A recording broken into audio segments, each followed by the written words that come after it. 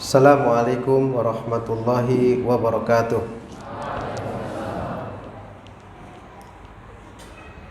Alhamdulillahilladzi arsala rasulahu bil huda wa dinil haq liyudhhirahu 'alad dini kullihi wa kafa billahi syahida. Wa asyhadu an la ilaha illallah wahdahu la syarika lahu iqraran bihi wa tauhida.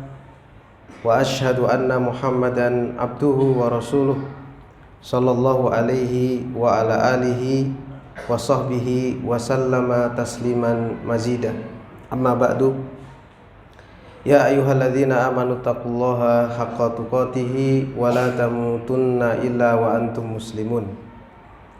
Ya ayyuhan nasu taqu rabbakumul ladzi khalaqakum min nafsin wahidah wa khalaqa minha zawjaha wa bassa minhuma rijalan katsiran wa nisaa'a wattaqullaha alladzi tasaaluna bihi wal arham innallaha kana 'alaikum raqiba. Ya ayyuhalladzina amanu taqullaha wa qulu qawlan sadida yuslih lakum a'malakum wa yaghfir lakum dzunubakum wa may yuti'illaha wa rasulahu faqad faza fawzan 'azima. Fa inna asdaqal hadis kitabullah wa khairal huda huda Muhammadin sallallahu alaihi wasallam wa syarral umuri muhdatsatuha wa kullu muhdatsatin bid'ah wa kullu bid'atin dhalalah wa kullu dhalalatin finnar.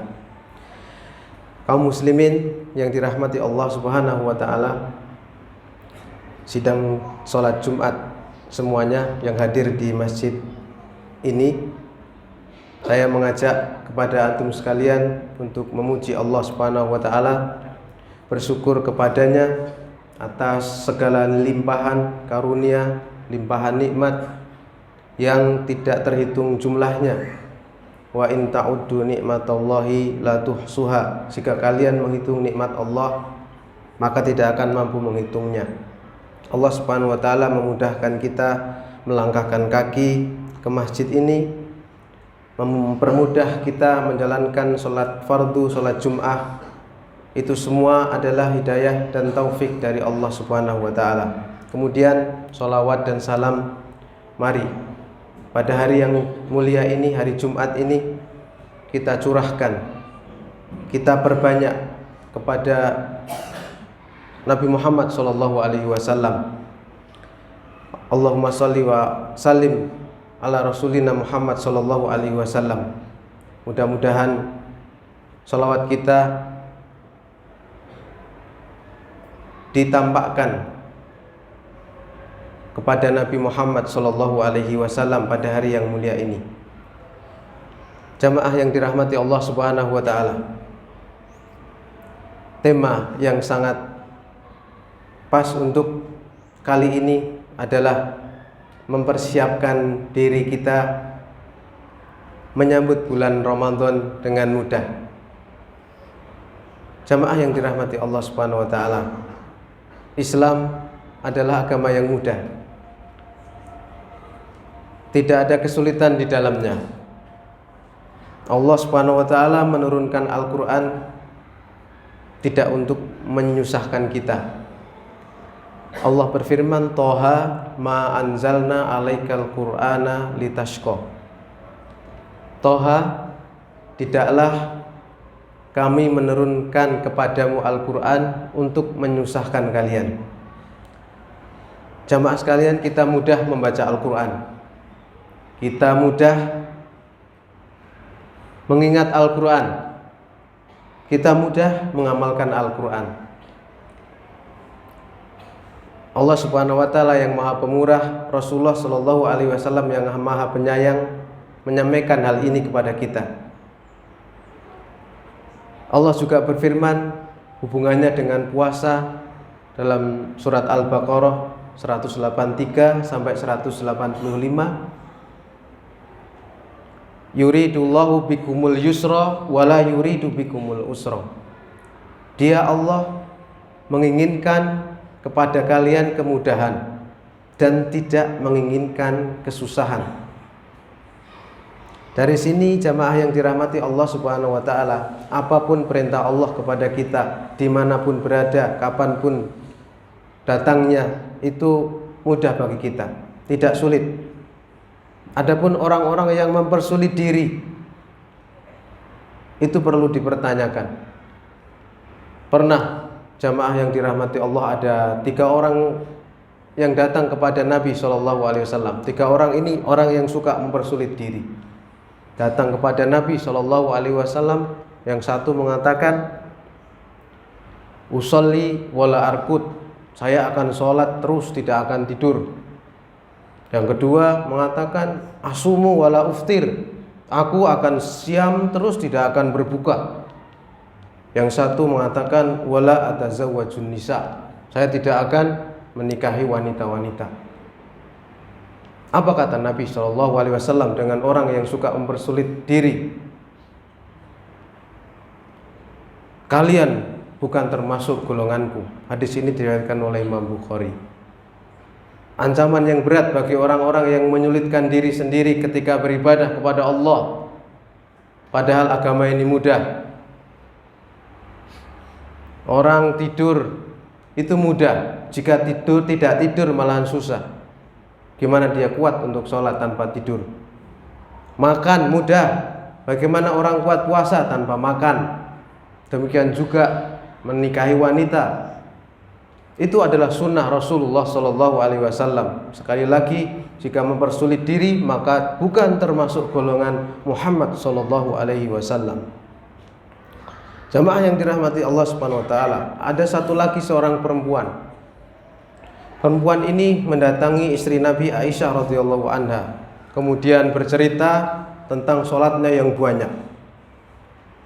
Pada saat itu Nabi Muhammad SAW masuk kepada Aisyah, tanya, man hadhihi, siapa perempuan ini? Kata Aisyah radhiyallahu anha, hadhihi fulana, ini fulana, tazkuru min sholatiha. Aisyah radhiyallahu anha menyebutkan banyaknya sholat perempuan ini. Kata Nabi SAW apa? Mah, cukup ya Aisyah, cukup. Rasulullah nggak suka orang yang berlebih-lebihan.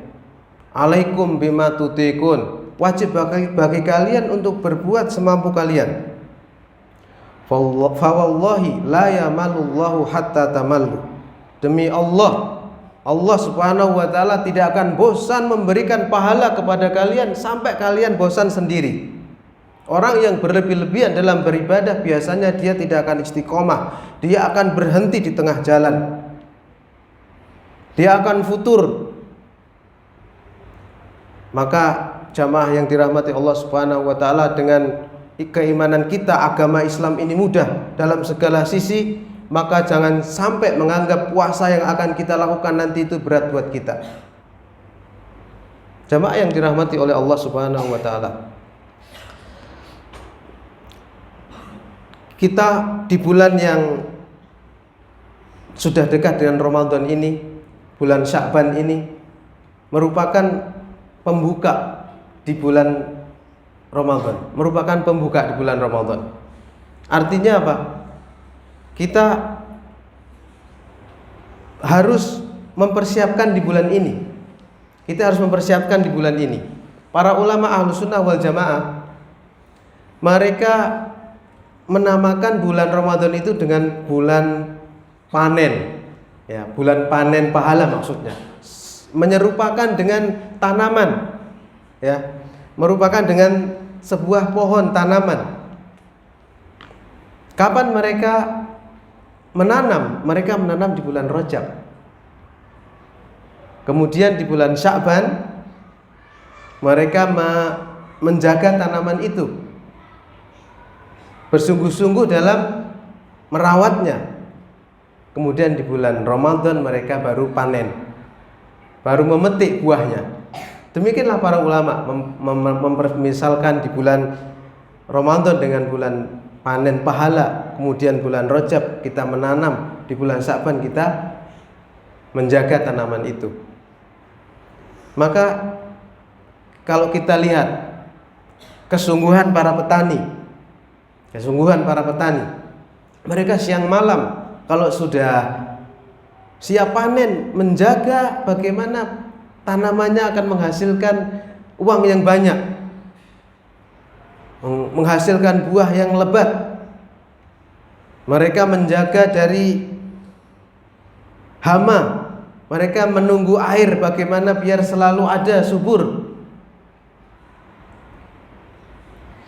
Mereka takut gagal panen, mereka sangat berharap panennya berhasil. Susah payah mereka. Maka dengan permisalan itu mempermudah buat kita bagaimana hari ini, bulan ini yang Ramadan kurang lebih tinggal 10 hari, bagaimana kita bersungguh-sungguh dalam menjaga amalan kita, mempersiapkan bulan Ramadan nanti yang datang akan mudah kita lakukan. Jamaah yang dirahmati Allah Subhanahu wa taala. Para ulama juga menyerupakan bulan Sya'ban ini ibarat dengan sholat rawatib qobliyah sebelum wajib. Mereka menyerupakan sholat sunnah rawatib dengan sholat wajib. Karena sholat wajib itu akan sempurna kalau kita melakukan sholat sunnah sebelumnya. Ada kekurangan bisa kita tutupin dengan sholat rawatib itu. Demikian juga sholat saum nanti, puasa nanti, bulan Ramadan yang akan datang. Kalau kita dari sekarang sudah menyiapkan, nanti insya Allah akan lebih sempurna kita lalui. Dan mudah kita lalui. Karena tidak banyak kalau orang itu tidak persiapan, nanti pas datang pada waktunya akan merasa berat. Hari pertama, hari kedua merasa berat. Tapi kalau dari sekarang sudah disiapkan, akan lebih mudah menghadapinya. Kita lihat di bulan Sya'ban ini sudah banyak yang puasa Senin Kemis. Ya. Mereka terbiasa melakukan hal itu. Itu semua adalah salah satu tahapan. Nanti ketika masuk bulan suci Ramadan, mereka sudah enak dan terbiasa. Jamaah yang dirahmati Allah Subhanahu wa taala. Kemudian Rasulullah Shallallahu alaihi wasallam menjelaskan dalam hadisnya juga biar kita mempermudah menjalankan ibadah di bulan Ramadan, di awal-awal pelan-pelan, kemudian di akhir-akhir beliau bersungguh-sungguh dalam memetik panen di akhir 10 hari terakhir. Kata Rasul sallallahu alaihi wasallam, "Idza ja'al asru sadda mizarahu wa aiqadha ahlahu wa ahya lailahu." Ya. Nabi sallallahu alaihi wasallam ketika sudah datang pada 10 hari terakhir mengencangkan ikat pinggangnya atau menjauhi istri-istrinya. Kemudian menghidupkan malamnya dan membangunkan istri-istrinya. Ini sebuah tahapan yang dilakukan oleh Rasulullah SAW ketika sudah di akhir kencang, berarti di awal beliau pelan-pelan. Di awal disetel kendo istilahnya. Kemudian di akhir dikencengin, digas. Seperti itu, jamaah yang dirahmati oleh Allah Subhanahu wa taala. Tidak kebalik yang kita lihat di masyarakat kita umumnya ya. Kalau lagi awal-awal Ramadan masjid penuh, banyak yang sholat. Nanti kalau sudah masuk pertengahan, apalagi di akhir sudah berkurang. Nah, ini kebalikan malahan. Kebalikan di sini. Harusnya di awal-awal sedikit, pertengahan banyak, kemudian di akhir penuh. Nah, ini jamaah yang dirahmati Allah Subhanahu wa taala, bagaimana Rasulullah Shallallahu alaihi wasallam mencontohkan kepada kita beribadah dengan benar. Kesungguhan yang dilakukan oleh Rasulullah Shallallahu alaihi wasallam harus kita contoh semaksimal mungkin dan semampu kita. Ada sebuah kisah jamaah yang dirahmati oleh Allah Subhanahu wa taala. Ada seorang sahabat namanya Thalhah bin Ubaidillah. Dia itu menceritakan mimpinya kepada sahabat-sahabat yang lain. Yang mimpi ini berisi bagaimana? Ada dua orang sahabat yang hijrahnya bareng. Kemudian berhijrah kepada Rasulullah SAW. Kemudian salah satu dari dua orang ini mati duluan karena syahid di medan perang.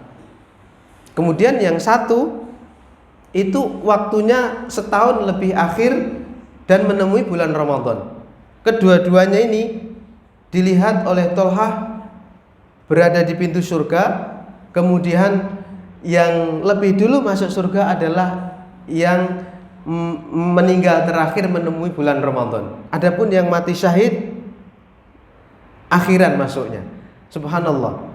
Ketika Allah Subhanahu wa taala memuliakan orang, kadang kita lihat amalannya tidak lebih besar daripada yang lain. Kita melihat jihad fisabilillah, meninggal mati di medan perang itu luar biasa.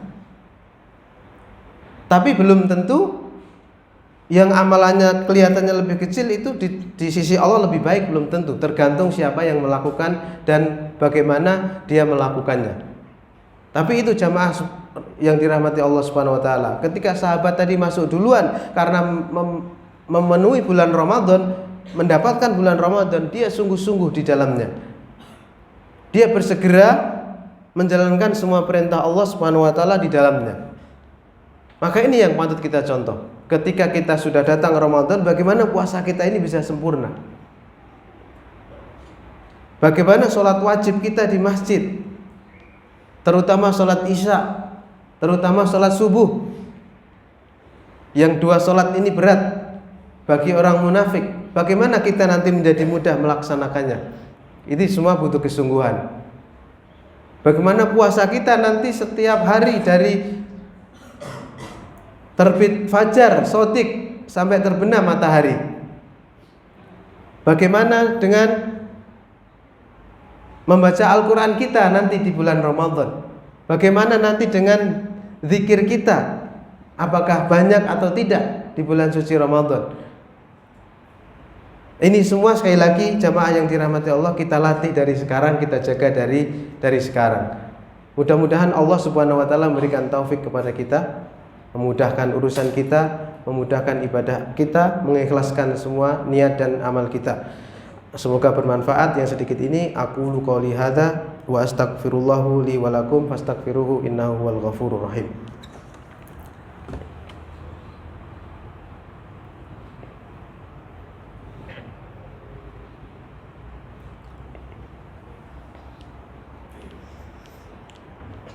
Alhamdulillahirabbil alamin, wassalatu wassalamu ala asrofil anbiya'i wal mursalin wa ala alihi wa sahbihi ajma'in. Innallaha wa malaikatahu yusholluna 'alan nabi ya ayyuhalladzina amanu shallu 'alaihi wa sallimu taslima. Allahumma ighfir lil mu'minina wal mu'minat wal muslimina wal muslimat al ahya'i minhum wal amwat innaka sami'un qaribun mujibud da'wat ya qadhiyal hajat. Rabbana zalamna anfusana wa illam taghfir lana wa tarhamna lanakunanna minal khasirin. Rabbana innana sami'na munadiyan yunadi lil iman an aminu bi rabbikum fa amanna rabbana faghfir lana dzunubana waghfir anna sayyi'atina wa tawaffana ma'al abrar. Rabbana atina fid dunya hasanah wa fil akhirati hasanah wa qina adzabannar. Subhana rabbika rabbil izzati amma yasifun wa salamun alal mursalin walhamdulillahi rabbil alamin wa akhiru da'wana aqimissalah.